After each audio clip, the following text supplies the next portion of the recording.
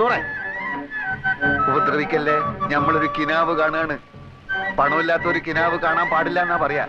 ഞമ്മളിൽ ഇപ്പൊ പണമുണ്ടല്ലോ, ഞമ്മളും കാണട്ടെ ഒരു കിനാവ്. വലിയ നിധി കിട്ടിയവൻ കാണുന്ന ഒരു കിനാവ്, കിനാവ്, കിനാവ്. വലിയ പാദുഷമാര് കാണുന്ന ഒരു കിനാവ്, കിനാവ്, കിനാവ്.